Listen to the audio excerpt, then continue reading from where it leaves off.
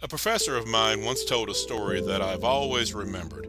It's the story of a young man in college in his early 20s who developed a crush on a young girl in college in her early 20s, which of course is not unusual for guys in their early 20s. The problem was this particular girl was way out of his league, and he knew it. Yet he so desperately wanted to ask her out. He would look around and occasionally he would see examples of guys dating girls who were way out of their league. It did happen. He knew he was just an average looking guy, but he did have other good qualities. He was smart. He was making excellent grades in college. He had every potential to make a great living going forward in his career. And if she could just see those things about him, maybe she would be willing to go out with an average looking guy. He just had to try. He couldn't go any further wondering what could be. And so he finally just got up all his courage. He went to this gorgeous girl and he asked her out on a date. And she said no. But that wasn't the problem. The problem came before she said no.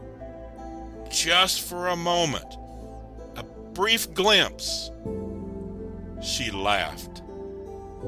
It was just a chuckle, just a little chuckle, and she stifled it immediately before she politely declined. He knew that she would probably say no. He was not prepared for her to laugh. It was humiliating. It was crushing. He felt utterly devastated that the idea of going on a date with him was so absurd she would laugh, brief though it may have been.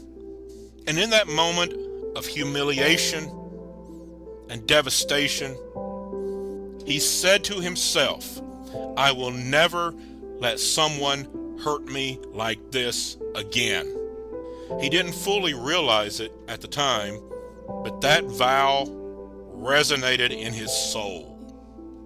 And it became a foundational commitment of his life long after he remembered saying it.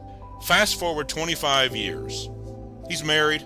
He has a couple of children that are now reached their teenage years. He's got a great job, makes good money, nice home, drives a good car. He's a good father. He shows up to the school events. He's active in his community, well thought of in his hometown. And his wife comes to him and says, we are going to go to marriage counseling or I am going to leave.